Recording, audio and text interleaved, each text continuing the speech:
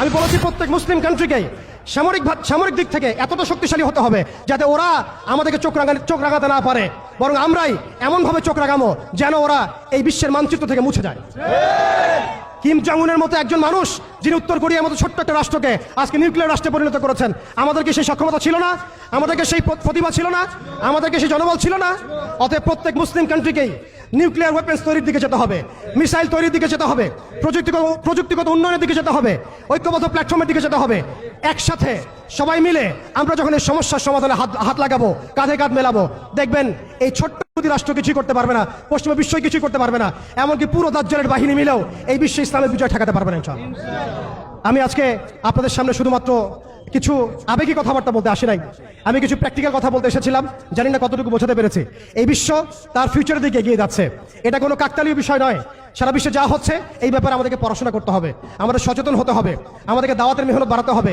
এমন কিছু ইভেন্ট আমাদের সামনে আল্লাহ পাক দেন, ইস্যু দেন, যে ইস্যুগুলোতে আমরা ঐক্যবদ্ধ হতে পারি। ফিলিস্তিন ইস্যু হচ্ছে তার মধ্যে অন্যতম একটা সেরা ইস্যু। আমরা যদি এই ইস্যুতে ঐক্যবদ্ধ হতে না পারি তাহলে আল্লাহর কসম জানি না আর কোন ইস্যুতে আমরা ঐক্যবদ্ধ হতে পারবো। অতএব আমরা সবাইকে আল্লাহ পাক যেন কবুল করেন, মঞ্জুর করেন। ফিলিস্তিন ইস্যুতে আমাদেরকে সোচ্চার করেন, সচেতন করেন। আমরা সবাই বলবো, লিখবো, কথা বলবো, সরকারকে চাপ প্রয়োগ করবো, সরকারকে অনুরোধ করবো তারা যেন বিশ্ব মিডিয়াতে, বিশ্ব মানচিত্রে, বিশ্বের প্ল্যাটফর্মগুলোতে একটা বলিষ্ঠ ভূমিকা রাখেন যে হ্যাঁ আমরা বাংলাদেশের মুসলিমরা, বাঙালি মুসলিমরা আমরা সেই ভাইদের সাথে আছি। ইনশাআল্লাহ তাআলা অচিরেই আমরা আমাদের দেশকে ইসলামী আদলে গড়ে তুলবো ইনশাআল্লাহ তাআলা, এবং আমাদের এই তরুণ প্রজন্মকে প্রশিক্ষিত করবো ইনশাআল্লাহ। ইনশাআল্লাহ আমরা একটা সামগ্রিক জিহাদের দিকে যাবো ইনশাআল্লাহ। আমরা ইনশাআল্লাহ তাআলা একটা ঐক্যবদ্ধ জাতি করে এমনভাবে বিশ্বের বুকে দাঁড়াবো যে বাংলাদেশকে কেউ কটাক্ষ করতে পারবে না ইনশাআল্লাহ, আমাদেরকে তুচ্ছ তাচ্ছিল্য করতে পারবে না ইনশাআল্লাহ, আমাদেরকে রক্তচক্ষু দেখাতে পারবে না ইনশাআল্লাহ। একদিন না একদিন আমরা সেই বিজয়ী কাফেলার শরীক হবই হবে ইনশাআল্লাহ। অতএব আজকে যেগুলো চলছে এগুলো দিয়ে আপনি এই সমস্যার সমাধান করতে পারবেন না। এই সমস্যাগুলো সমাধান করতে হলে আমাদেরকে ভিতর থেকে কাজ করতে হবে। আল্লাহ পাক আমরা সবাইকে কথাগুলো বোঝার, আমল করার তৌফিক দান করেন, আমিন। আল্লাহ পাক বাংলাদেশের তরুণ প্রজন্মকে কবুল করেন, আমিন। আল্লাহ আপনি গাজ্জার ভাইদেরকে শহীদ হিসেবে কবুল করেন। আল্লাহ পাক আপনার গায়েবী নুসরত সেখানে নাজিল করেন।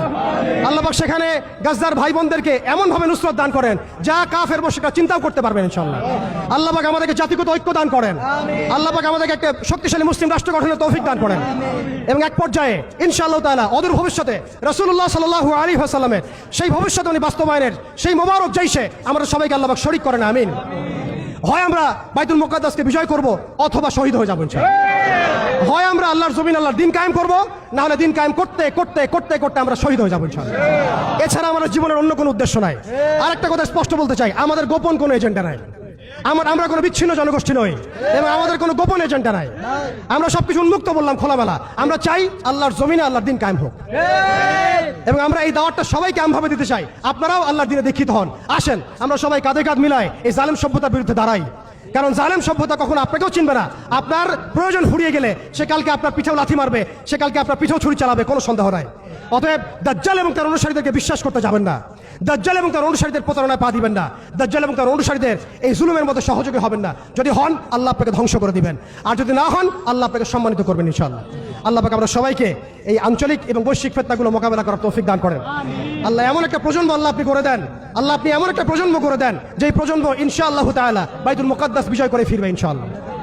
আজকে আমি আর লম্বা করছি না। আপনারা সবাই যারা সময় দিয়েছেন আপনাদের সবাইকে জাযাকুমুল্লাহ খায়রান।